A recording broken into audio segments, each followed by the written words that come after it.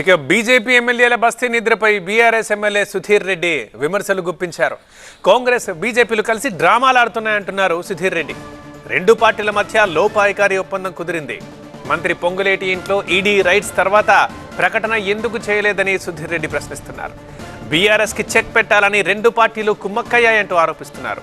ఇందులో భాగంగా కేసీఆర్ కుటుంబాన్ని టార్గెట్ చేశాయంటూ అంటున్నారు సుధీర్ రెడ్డి.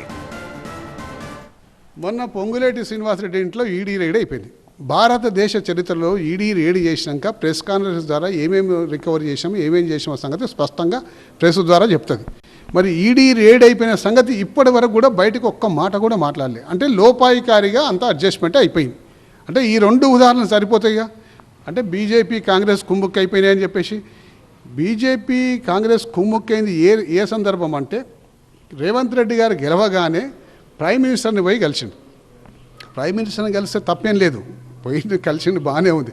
కానీ లోపాయికారంగా మాట్లాడుకున్నది ఏంటంటే మేము బీఆర్ఎస్ పార్టీని పదపాతాళంగా తొక్కేస్తాం, మీరు మాకు సహకరించండి, అన్ని విధాలుగా సహకరిస్తే దాన్ని తొక్కేస్తారు. దాని తర్వాత నెక్స్ట్ 2028లో మైదానంలో మీరు మేము మాత్రమే మిగులుతారు, మీకు ప్రధాన ప్రతిపక్ష పాత్ర మీకు పోషించే అవకాశం ఉంటుంది, అదృష్టం కలిసి వస్తే మీరు అధికారంలో కూడా రావచ్చు, కాబట్టి నన్ను మీరు చూసుకోండి, నన్ను మీరేం చేయకండి, నేను దాన్ని తొక్కే ప్రయత్నం చేస్తాను భాగంగా అక్కడ ఒప్పుకొని ఇక్కడికి వచ్చినాక ఇప్పుడు ఈ మధ్యకాలంలో మీకు చెప్తా వినండి. ఇక కేసీఆర్ కుటుంబాన్ని ఏ విధంగా తొక్కాలి, ఫోన్ ట్యాపింగ్ కేసు, దాని తర్వాత మొన్న రేవ్ పార్టీ అని చెప్పేసి, దాని తర్వాత మొన్న ఫార్ములా కేసు, లగచర్ల కేసు, అన్నిట్లలో ఏదో దాంట్లో కేసీఆర్ గారిని కుటుంబాన్ని ఇరికించాలి, తద్వారా రాజకీయ లబ్ధి పొందాలి, బీఆర్ఎస్ పార్టీని భూస్థాపితం చేయాలని చెప్పే ప్రయత్నం ఇక్కడ జరుగుతుంది.